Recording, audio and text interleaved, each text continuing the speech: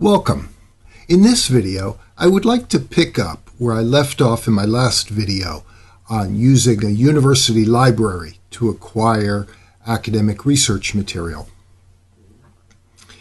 I'll demonstrate how I download the files from the library, how I save them into Zotero, I open them in a PDF editor on my computer, and make annotation notes within the PDF document that I've downloaded. I've returned to the University Library search function, and I've re-executed the search from my prior video, which dealt with social media and privacy. And in looking at the titles of the documents, one of them stands out to me as being of particular interest, and that's number 13 in my list, Social Media Privacy Management Strategies, a seminal analysis of user privacy behaviors. I then have opened that file, or I should say I've opened that library record, and from here I'm able to acquire a PDF copy of the article. I then took that article, saved it into Zotero, and I'm about to open it in my PDF editor software.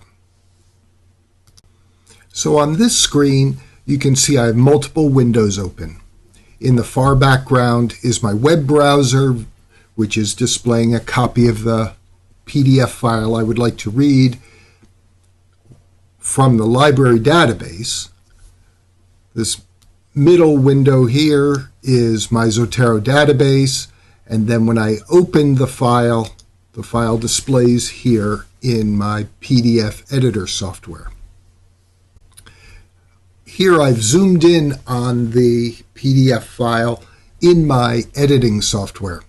Now I'm working on a MacBook Pro, and I prefer to use the PDF Pen Pro software for editing Adobe PDF files.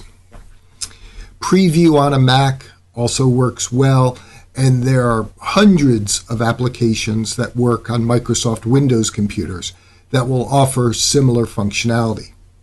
What I'd like to demonstrate is not the functionality of the software, but the thought process that I go through when reading a formal paper and how I identify the portions of the paper or the keywords that I would like to consider further. So, looking at the title of the paper, Social Media Privacy Management Strategies, SEM, Analysis of User Privacy Behaviors. This article was written in 2021 and was published in the journal Computer Communications. So it meets the fundamental standards of the quality of information that I'm seeking through my library research. Written by authors that are associated with a university or a think tank, is published in a reputable journal, and is fairly recent, meaning published within the last 3 to 5 years at the most. As I read the abstract, I'm looking for information that is going to assist me in writing a paper about the privacy implications of social media use. So the abstract begins with, artificial intelligence is widely used in social media as AD recommender systems, viral marketing, and user sentiment detection. Now, it's a fairly complex sentence, and it uses a number of jargon terms. But in translating that into plain English, I understand what artificial intelligence is. It's machine learning, and it is widely used in social network as AD recommender system.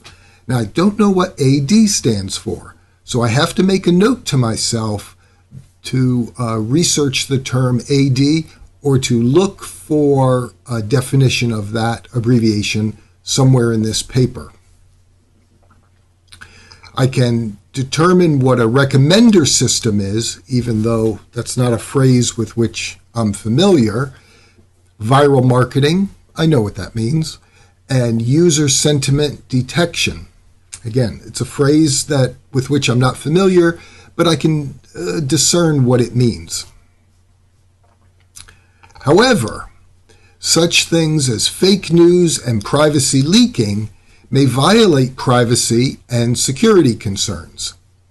Now, that's interesting because that statement leads me to think that this paper might be closely related to my research interest at the moment, the privacy considerations related to social media.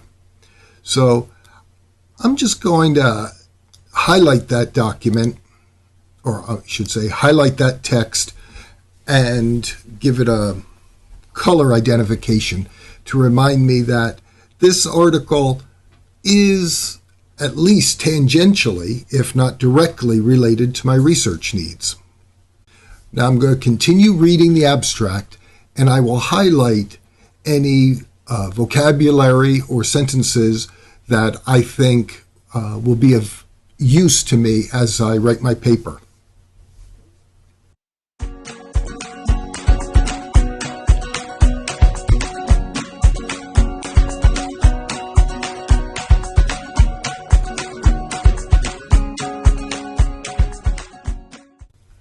So here I've finished reading the abstract.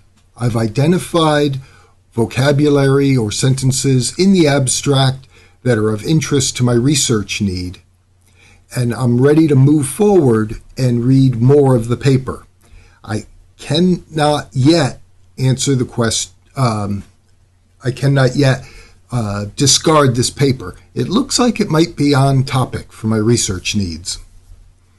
So taking the same process of highlighting the important words or sentences in the abstract, I'm going to take that same process and apply it to the introduction.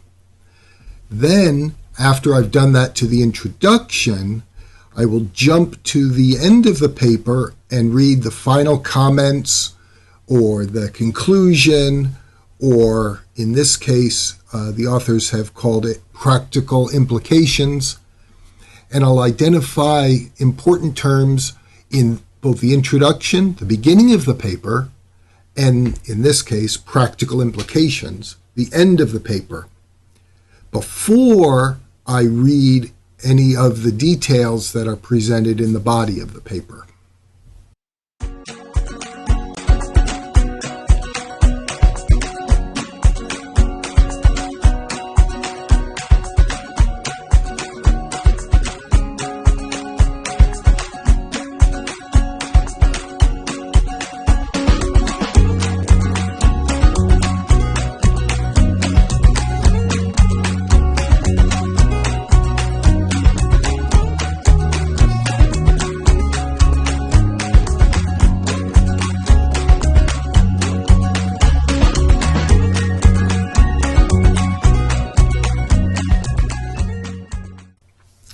All right, I've completed reading the introduction section of the paper and the last section of the paper, and I identified items in the introduction and the final section that might be of interest, that contain some arguments or at least claims that inform where else I could look for more information on the topic.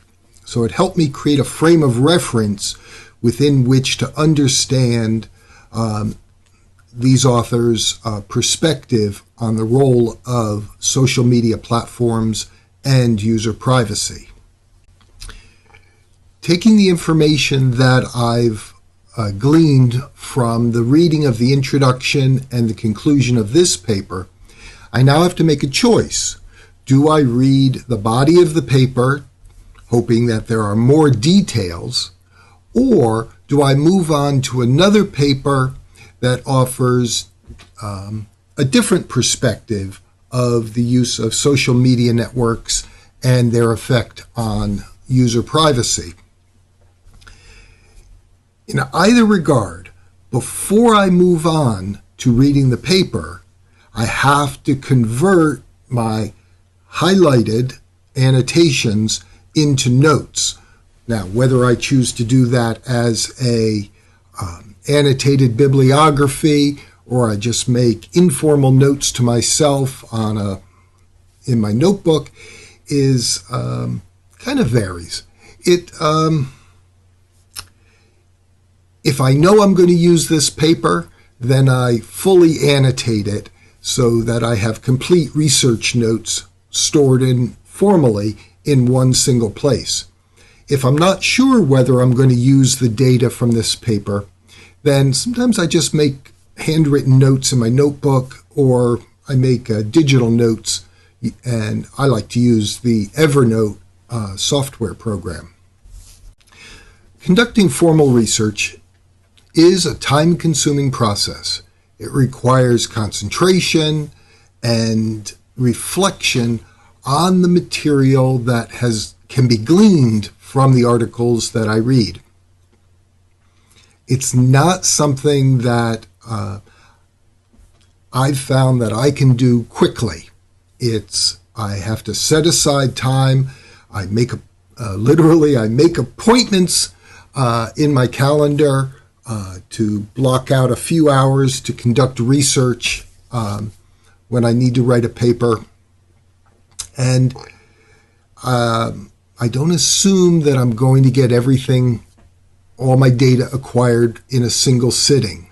So I don't wait to the last minute to do my research. Typical for me, when I was a student, if I had a paper due on Friday, my research would have been done by the prior Saturday, maybe Sunday.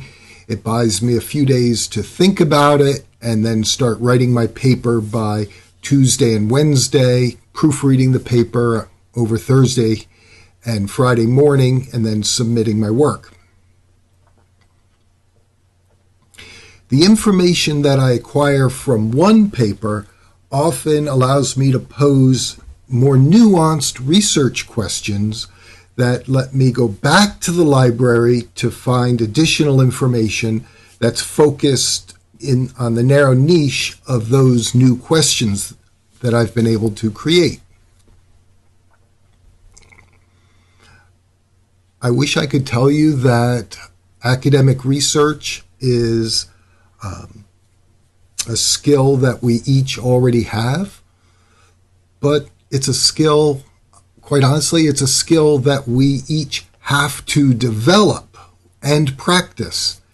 And in this video, I've demonstrated how I annotate a single paper. This one paper has allowed me to think about topics with which I had no familiarity, and therefore I've got to go back to the library and find more papers just on those subtopics. And quite honestly, I didn't even describe how I use the references list of a formal paper to find additional resources, but I will address that in future videos. In the meantime, I really do wish you the very best of happy academic writing. Bye for now.